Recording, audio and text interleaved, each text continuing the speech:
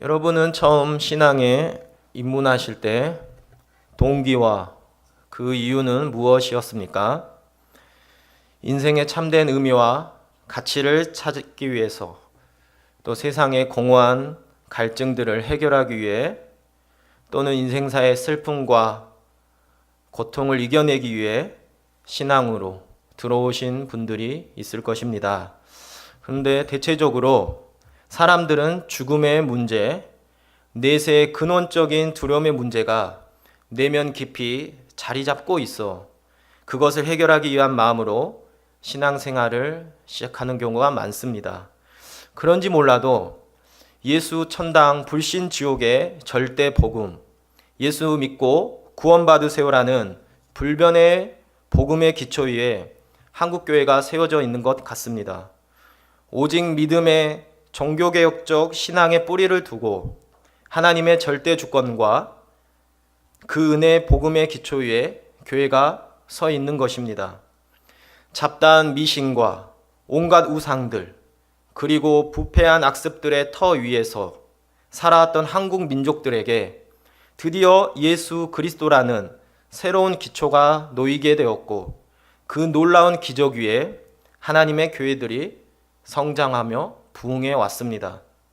그런데 이제는 그 기초 위에서 건물이 마구 써나갔던 부흥기는 지난 것처럼 보여집니다. 교회들은 세상 한복판에 노출된 지 이미 오래입니다. 마치 산 위의 동네처럼 그 일거수일투족이 세상 사람들 모두에게 밝히 드러나 있습니다. 하지만 세상이 교회 안에서 발견하는 것은 무엇일까요? 교회는 여전히 안전한 포구와 같은 곳일까요? 아니면 세상과 같이 온갖 풍상에 찌든 곳일까요? 오늘날 교회는 세상으로부터 오는 비난들을 피할 수 없는 자리에 와 있습니다. 그 비난들 가운데 가장 뼈아픈 것은 아마도 교회가 세상과 전혀 다르지 않다라는 지적일 것입니다. 아니, 때로는 교회가 세상보다 더 세상적인 모습을 보여줌으로써 받는 비난과 수치가 너무 클 때도 많습니다. 그동안 교회는 견고한 구원의 교리, 오직 믿음의 교리, 오직 예수의 복음만 붙잡으면 교회로서 든든한 구원의 방주가 될 것이라고 생각하며 나왔습니다. 확실히 맞는 말이지만 그 관심이 오직 기초에만 있다는 사실 때문에 또한 틀린 말이 될 수가 있습니다. 교회가 기초가 세워졌다라면 이제는 벽을 만들고 지붕을 얹어야 합니다. 즉, 이제 온전함으로, 성숙함으로 나아가야 하는 시기입니다. 야고보서를 여러분과 나누기 전에 먼저 욥기라는 책을 잠깐 이야기해 보고자 합니다. 욥기의 중요한 주제 중에 하나가 사심없는 신앙이 과연 가능한가? 라는 것으로 저는 이해하고 있습니다. 하나님이 욥처럼 온전하고 정직하여 하나님을 경외하며 악에서 떠난 자는 세상에 없다라고 선언하실 때, 그의 신앙을 칭찬할 때 사탄이 다가와 욥이 그렇게 신실하게 하나님을 경외하며 살아가는 이유는 그가 하나님 앞에 받은 큰 복이, 유익이 있었기 때문에 그런 게 아니냐라고 도발을 하게 됩니다. 신앙 때문에 생기는 사적인 유익이 없다면 그가 그렇게 신실한 삶은 살지 못할 것이라는 그의 주장입니다. 이 사탄의 도발과 주장은 우리가 왜 왕이신 하나님의 통치보다 천국행 티켓을 기쁜 소식으로 여기는지 우리 신앙의 근본 동기를 점검케 하는 질문이기도 합니다. 나 개인의 행복을 보장해주고 이 생에서뿐 아니라 내세에서도 복을 받을 수 있다라고 약속해주는 소식은 너무나 기쁘고 반가운 소식이지만, 하나님께서 왕으로 오셔서 고통 속에 탄식하던 온 피조물들을 종노릇에서 해방시키고 어그러진 세상을 정의와 평화로 다스린다는 소식에 아무런 감흥이 없다면 우리는 사탄의 내기 앞에 무너져 내린 사심에 젖은 신앙을 갖고 있는 것입니다. 요컨대 복음은 동서고금의 모든 사람이 품었던 극락왕생의 욕망을 이루는 방법의 기독교 버전이 아닙니다. 복음은 왕이신 하나님의 나라로 초대하는 것입니다. 하나님의 나라는 먹는 것과 마시는 것이 아니오 오직 성령 안에 있는 의와 평강과 희락이라고 말씀하고 있습니다. 신앙의 목적이 나 자신 잘 되는 나로 끝난다면 우리의 교회와 기독교의 미래는 참으로 암담합니다. 하나님 나라의 전초기지인 교회가 세상에 어떠한 영향력도 끼칠 수가 없게 되는 것이죠. 우리에게는 바울과 같은 동족을 위하는 일이라면 저주를 받아 그리스도에게서 끊어질지라도 달게 받다라는 그 이타적이고 하나님 나라의 중심적인 온전한 신앙의 목표가 세워져야 합니다. 사심져진 욕망이 아니라 하나님이 왕이시라는 참 복음을 알고 그 복음을 위해 우리의 신앙의 궤도가 수정되어져야만 합니다. 이제 우리의 교회는 온전함을 향해 힘차게 나가야 할 시기가 되었습니다. 그런 면에서 저는 여러분과 야고보서를 수요일마다 나누고자 합니다. 설교를 준비하면서 야고보서를 읽고 또 묵상하고 연구했던 이 말씀은 오늘날의 성도들과 교회를 온전케 할 수 있는 충분한 재료가 된다라는 것을 저는 발견했습니다. 우리 야고보서를 소개할 때 거의 모든 주석가들이 단골 메뉴로 인용하는 말이 있는데 종교개혁가 마르틴 루터가 야고보서를 가리켜 뭐라고 일컬었습니까? 지푸라기 서신이라고 말했습니다. 오직 믿음과 하나님의 은혜를 강조한 바울 서신들에 비해 행위의 중요성을 강조하는 야고보서에는 복음이 잘 드러나지 않는다라고 판단했기 때문입니다. 또 한편으로 오해되는 것은 행함이라는 개념을 공동체와 이웃들에게 착한 선행과 구제를 나누는 윤리적인 개념으로만 축소시켜 가르치는 것입니다. 야고보서는 행위가 있어야 구원을 얻는다라는 말을 가르치는 성경은 당연히 아니거니와 좋은 일하며 살라는 윤리적인 선행과 더 나아가 이로 말미암아 상급을 말하는 책은 더더욱 아닙니다.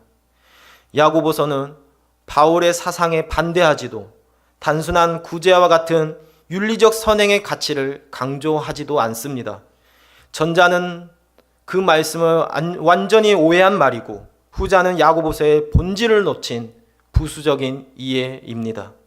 앞으로 점점 저와 같이 다루겠지만 야고보서의 1장 1절은 야고보의 신학의 뿌리가 복음과 은혜에 있음을 명확히 우리에게 알려주고 있습니다. 우리 야고보서 1장 1절 말씀을 다시 한번 같이 읽도록 하겠습니다. 시작.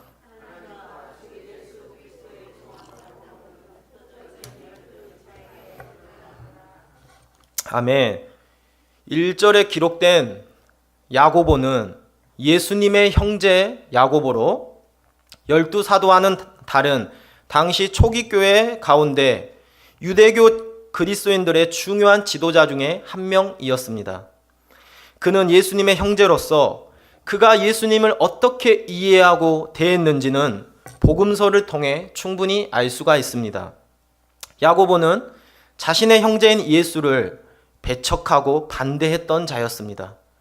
그가 하는 말과 행동이 거슬렸고 메시아인 척, 하나님인 척 행동하는 예수를 미워했던 자였습니다.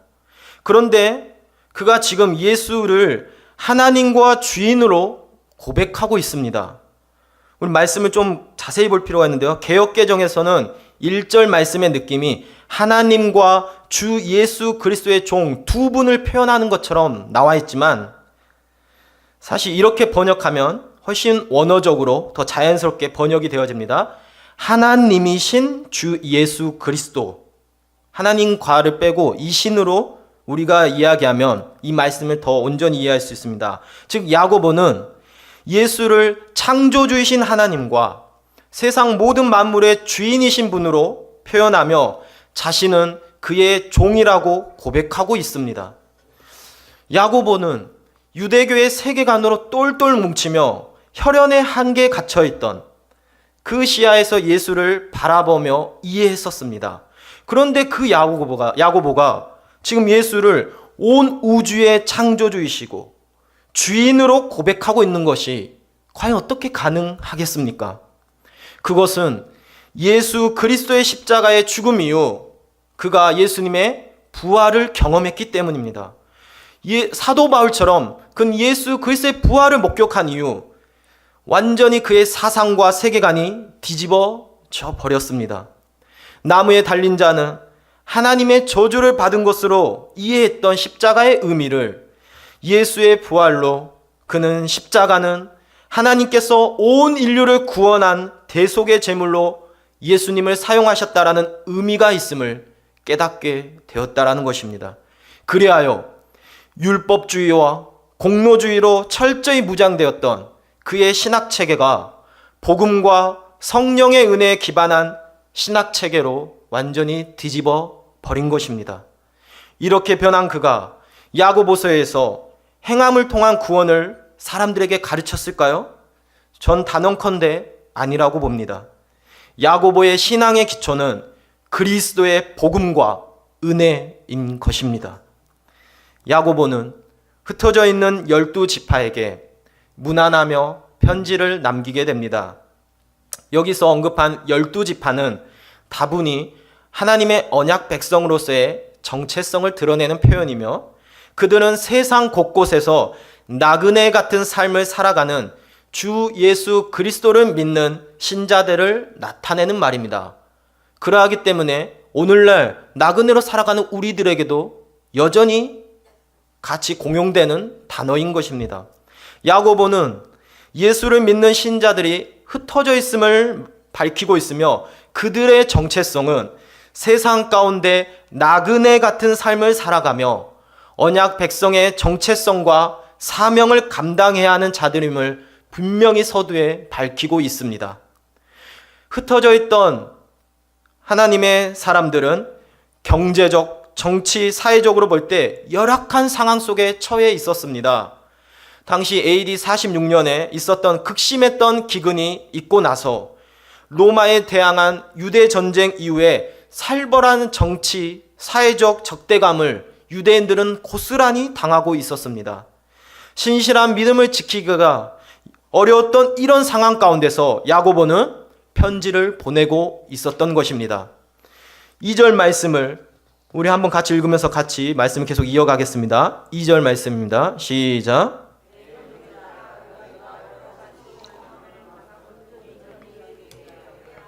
아멘. 야고보가 지금 여러 가지 시험을 당하거든 온전히 기쁘게 여기라라며 권면하고 있는데요. 여기 2절 9절에는 당하거든 가정법으로 되어 있지만 제가 역사적 배경에도 설명하듯이 당시에 흩어져 있던 성도들에게는 가정이 없었습니다. 고난을 받고 고통을 당하는 것은 기정사실이었습니다. 다시 말해서 야고보가 2절을 통해서 우리에게 말해주고 싶은 말은 우리의 형제들이여 나그네들이여 온전히 기쁘게 여기라 이 문구에 강조함이 달려 있다라는 것입니다. 시험은 피할 수 없는 신자들의 당연한 삶이고 시험에 집중하지 말고 온전히 기쁘게 여기는 것에 마음을 두라라는 의미입니다. 여기서 시험이라는 단어는 예수의 이름으로 당하는 핍박과 환난으로만 생각하고자 하는 우리 경향이 있는데 원어를 보면 그러하지 않습니다. 말 그대로 인간사에서 경험되어지는 모든 시험들을 일컫는 단어가 여기에 나온 시험입니다. 외적인 환난과 핍박일 수도 있고요. 경제적인 어려움일 수도 있고요. 자녀의 양육과 가정의 어려움일 수도 있고요. 스스로 부를 탐하다가 시기와 질투에 빠지는 시험일 수도 있습니다. 여러분 한번 생각해 보십시오. 나를 둘러싼 이 일상의 삶 가운데서 고난과 역경이 닥칠 때 기뻐하는 게 과연 쉬울까요? 제 아들 다미가 있습니다. 여러분 아시는지 모르겠지만 저에겐 아들이 있습니다. 총각처럼 보이지만 유부남입니다. 네. 그 아들 다문이를 보면 너무나 사랑하고 너무 사랑스럽고 예쁩니다. 눈에 넣어도 아깝지 않은 자식이란 것을 정말 경험하고 있습니다. 그런데요, 늦게까지 사역을 하고 또 다음날 새벽 설교나 여러 가지 사역들을 준비할 때 자야 되잖아요. 우리 아이들의 특성은 어떠합니까? 새벽에 일어나는 게 취미 생활입니다. 새벽에 피곤한 몸을 이끌고 잠을 청했는데 놀아달라고 칭얼대면 그것이 저는 시험입니다. 왜 이게 시험이냐? 모른 척하고 자버릴까? 모른 척하면 누가 일어나게 됩니까? 아내가 일어납니다. 아내가 보라 할 때까지 버틸까? 저에게는 시험입니다. 마냥 기쁠 수만 없습니다. 하나님께서 오늘 말씀 통해서 너 시험 당할 때 내가 기뻐하라고 했잖아. 이 상황에서 그래 하나님 말씀 듣고 내가 기뻐해야지? 그런 판단 쓰지 않더라고요. 사실 이건 가벼운 얘기고요. 여러분 한번 더 생각해 보자고요. 나에게 질병의 고통, 사랑한 이의 사고가 당장 여러분 눈앞에 닥친다면 기뻐하는 게 과연 쉬울까요? 힘들게 시작한 사업이 폭삭 망하는 걸 경험할 때 기뻐하는 게 쉬울까요? 사람들에게 말하지 못하는, 말 못한 시험을 당할 때 과연 기뻐하는 게 쉬울까요? 어느 집사님께서 이러시더라고. 정말 사업이 힘들어서 폭삭 망할 때 거의 이제 감옥에까지 왔다 갔다 하는 그 순간에 하늘 향해서 이렇게 했다더라고요. 뭡니까? 하나님, 나한테 왜 그러시냐고. 여러분도 이것까지는 안 해봤지만 너무나 힘들고 어려운 상황 가운데서는 하나님을 향해 원망하며 비난하는 것이 우리의 현실입니다. 이 말씀이 우리 삶 가운데 정말 적용되어집니까? 그런데 내 인생에서 어려운 시험이 닥칠 때 야고보는 온전히 기쁘게 여기라라고 말하고 있습니다. 우리가 이 말씀을 오해하지 말았으면 좋겠는데요. 이 말씀은 기쁘지도 않은데 억지로라도 기쁘게 해야 마음을 그렇게 바꿔 먹으면 기쁠 수 있고 온전해진다라는 말의 의미가 아닙니다. 이 말씀은 우리가 3절, 4절까지 같이 읽고 이해해야지만 온전히 알 수가 있는데요.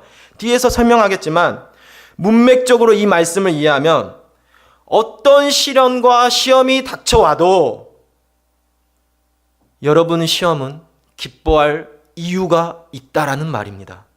만약 어떤 일이 닥칠 때 가식적으로 기뻐하라는 그 단순한 명령이 아니라는 말입니다. 어떤 종류의 시험이든지 그 종류에 상관없이 우리가 가진 모든 기쁨을 모두 터뜨려서 기뻐해야 할 이유가 그 시험 가운데 있다라는 선포, 그 메시지라는 말입니다. 통상 우리가 야고보서를 생각하면 우선 행위에 대한 상당한 부담감을 느낍니다. 하지만 야고보서 처음 몇 구절만 여러분 보면 우리가 알고 있는 딱딱하고 엄격한 인상과는 전혀 다름을 우리는 느낄 수가 있습니다. 야고보는 기쁨으로 시작하는 서신입니다.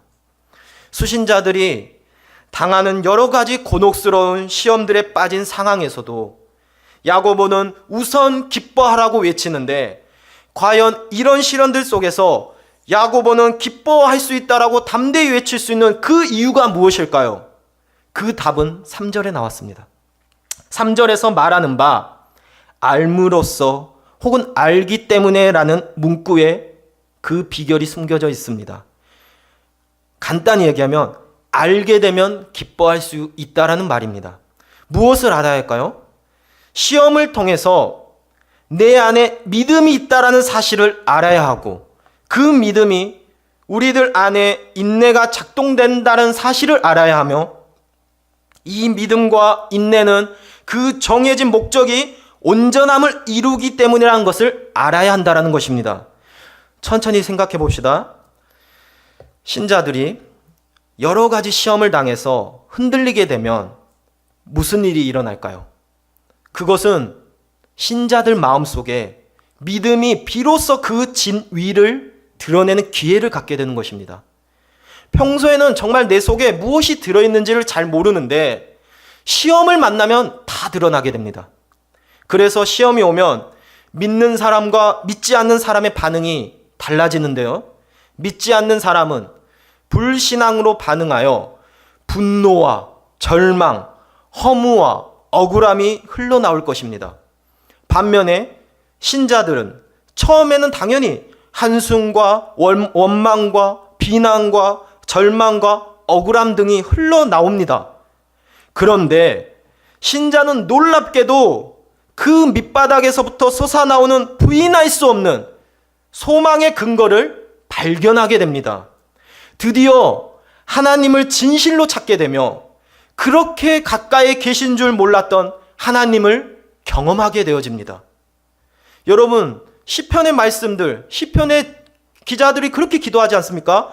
하나님이여, 어찌하여 나를 버리셨나이까? 처음에는 부르짖고 절망하며 좌절하며 비참하며 그러한 탄식들이 계속 되어지다가 곧 간절한 기도가 터지며 얼마 되지 않아 무엇이 터져 나옵니까? 찬송이 터져 나옵니다. 시험 가운데서 그동안 입으로 고백했지만 머리로만 알고 있었지만 막연했던 그 믿음이 드디어 자신의 것이 되는 것입니다. 이것이 바로 여러 가지 시험을 당한 가운데서도 모든 기쁨으로 기뻐해야 할 이유인 것입니다.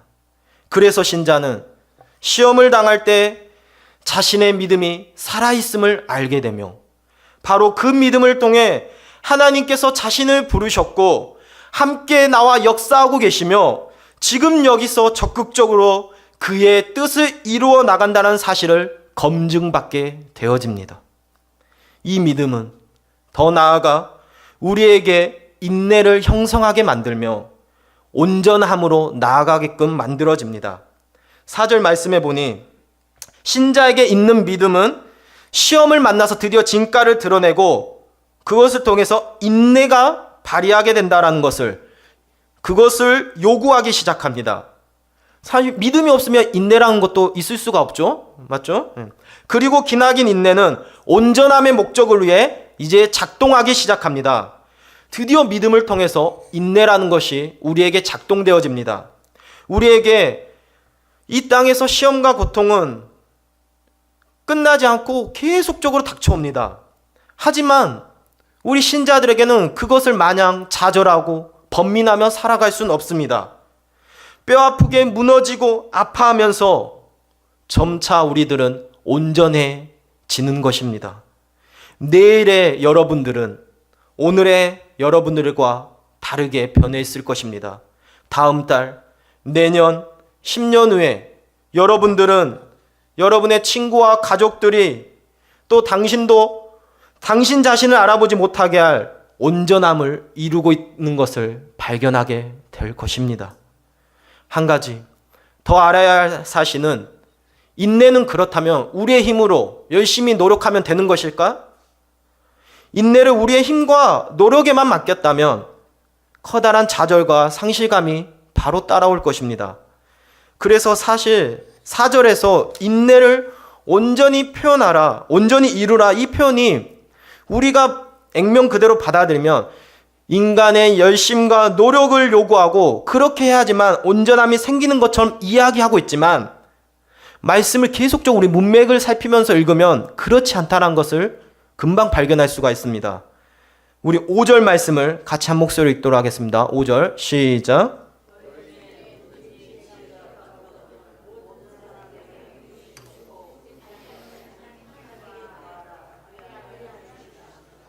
아멘.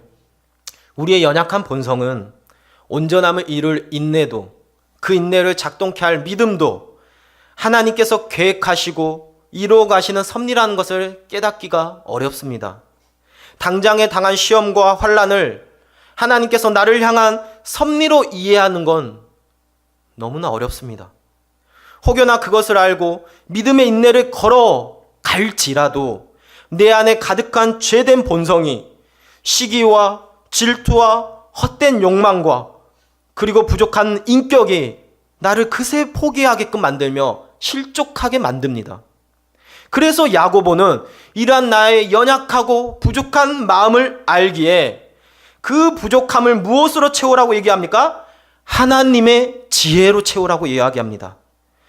정말 시련의 한가운데서도 기뻐할 이유를 발견하기 위해서 무엇보다 하나님의 지혜가 필요함을 이야기하고 있습니다. 이 지혜는 나를 둘러싼 시험과 고통의 모든 일이 하나님의 뜻, 곧 그가 모든 일을 통해서 무엇을 하고자 하시는가에 대한 그 뜻을 아는 지혜입니다. 그분이 요청하시는 바에 그것을 깨닫는 것입니다. 그렇지 않다면 우리는 시험을 당해서 기뻐할 수 없습니다. 견디기 힘든 그 어려움을 인내하며 기쁨으로 감당할 수가 없습니다. 시험 중에 부족한 것들이 많이 드러나지만 하나님께서 주시는 이 지혜가 있다면 그 당한 문제를 풀 수 있는 진정한 힘과 기쁨이 샘솟아 나는 것입니다. 야고보는 그래서 이를 위해 하나님 앞에 간구하라고 말하고 있습니다. 하나님께 간구해서 얻는 지혜라면 당연히 위로부터 내려온 지혜일 것이며, 그런 지혜는 그가 어떤 시험을 당하고 있더라도 하나님의 평강 가운데서 의의 열매를 거두는데 부족함이 없을 것입니다. 안타까운 것은 대부분의 성도님들이 시험 가운데서 야고보가 권면한 하나님의 지혜를 구하지 않는다라는 것에 있습니다. 아예 하나님께 무릎을 꿇지 않는 것도 슬픈 사실이지만 무릎을 꿇어도 엉뚱한 기도를 하나님께 드린다라는 것입니다. 무슨 말인가? 사실 야고보가 염두에 두는 시험들 가운데 가장 큰 시험, 이제 본격적으로 야고보가 얘기하고 싶은 말이 나오는데요. 그것은 9절 이후에서 언급하게 될 세상의 물질적 부에 대한 동경에서 오는 시험을 야고보는 이제 본론적으로 이야기를 합니다. 세상의 가치를 쫓는 탐심으로 생겨나는 고난입니다. 여러분, 우리의 기도를 한번 들여다보십시오. 기도하는 대부분의 동기와 간구의 내용이 세상에서 그토록 사랑하고 흠모하는 물질적이고 기복적인 간구이며 내 앞에 놓여진 문제의 해결에만 집중되어지는 것이 사실 아닙니까? 세상적인 가치를 동경하는 그 마음이 내면 깊이 자리하여 그것으로 인한 시험을 당했음에도 불구하고 그 욕심으로, 야고보의 말을 의하면 욕심으로 시험을 당한다는데 그 욕심 때문에 시험을 당했음에도 불구하고 그것을 해결하고 충족하기 위해 또다시 어리석은 기도를 드린다라는 사실입니다. 하나님께서는 5절에서 말씀하시는 것처럼 구하는 자들에게 후히 주시고 꾸짖지 않으시는 풍성한 분이신 그런 분 맞습니다. 그러나 그 간구의 내용은 위로부터 내려오는 하나님의 지혜라는 것을 명확히 말씀해 주고 있습니다. 사방이 막혀 있는데도 하나님께 구할 생각을 하지 않는 것도 문제지만 그 구함이 자기 중심적이고 세상적인 욕망의 추구를 위한 기도는 더더욱 문제인 것입니다. 그것을 야고보는 두 마음이라고 표현하고 있습니다. 두 마음, 즉 세상 풍조나 유행에 휩쓸린 마음이며 세상과 부에 빼앗긴 마음을 야고보는 이야기하고 있습니다. 그 마음은 절대로 온전함을 이룰 수 없다라고 야고보는 단호히 이야기하고 있습니다. 하나님도 섬기고 세상의 탐욕도 섬기는 일은 있을 수 없다라고 말하는 것입니다. 왜냐하면 하나님에게서는 오직 선하고 온전한 것만 나오기 때문입니다. 야고보는 이 땅에서 잠시 나그네로 살아가야 하는 성도들에게 우선적으로 해결하고 짚고 넘어가야 하는 결정적인 문제가 바로 이 두 마음임을 지적하고 있습니다. 두 마음을 품고는 성도와 교회는 하나님의 뜻을 이루지 못합니다. 도리어 그들이 품은 두 마음은 교회와 자신을 파산시킬 것입니다. 세상 사람들의 기준대로 예수의 이름으로 소원 성취하는 탐욕적인 두 마음을 우리는 멈추어야 합니다. 하나님도 섬기고 물질도 섬기려는 두 마음을 내려놓아야 합니다. 그렇게 잘 되고 소원을 성취하여 부유해졌는데 교회는 점점 쇠락해져 가며 영적인 생명력은 빠져나가고 있습니다. 복으로 얻은 그 풍요와 자유 속에 도리어 더러운 죄악들이 양상되어지며 교묘하게 감추어지고 있습니다. 우리는 오늘 야고보가 외치는 온전함의 길, 하나님의 지혜를 구하는 간구의 삶으로 변화되어야 합니다. 신앙생활에 있어서 큰 병은 무지라고 생각합니다. 하나님이 어떤 분이시고 그 하나님이 어떻게 신앙생활을 하라고 하는지 알지 못한다면 죄를 짓게 되는 것입니다. 하나님이 구하지 말라는 것을 구하는 어리석음을 행하게 되는 것입니다. 깨닫지 못하면 성숙은 찾아오지 않습니다. 그래서 신자에게는 하나님께서 자신과 더불어 역사하는 그 온전함의 역사에 대한 이해와 자각이 있어야 합니다. 온전함은 시련과 연단이 필요합니다. 그러므로 사랑하는 성도 여러분, 시험을 당할 때에 지혜를 구하시길 바랍니다. 간절히 구해야 합니다. 하나님과 상관없고 내 신앙의 성숙과 상관없는 시험은 없습니다. 오직 먼저 지혜를 구하십시오. 말씀이 요구하시는 바, 내 안에 성령께서 요구하시는 바를 들으시고 인내하시길 바랍니다. 여러분은 온전해질 것이며 큰 기쁨을 누리게 될 것입니다. 우리 사랑하는 성도 여러분이, 저는 새벽마다, 이 수요 예배마다, 금요 예배마다, 주일마다 하나님 뜻 가운데서 기도하는 줄 믿습니다. 그러나 더 나아가서 하나님의 지혜, 성숙을 위한 지혜, 그것을 더 붙잡고 기도했으면 좋겠습니다. 그게 오늘 야고보가 우리에게 말씀하고 있는 것입니다. 나의 생각과 나의 가치관과 세계관을 뛰어넘어서 하나님의 총체적이고 이면적인 모습을 바라볼 수 있는 지혜, 시험과 시련을 하나님 뜻으로 해석할 수 있는 지혜, 이 교회와 나를 살리고 세상을 다시 하나님 뜻 가운데 교회를 움직여 갈 수 있는 하나님의 지혜, 그 지혜를 여러분이 구할 때 세상이 줄 수 없는, 물질적인 거 외형적으로 줄 수 없는 하나님 나라의 영적이고 놀라운 복과 은혜와 자유와 기쁨이 여러분에게 주어질 것입니다.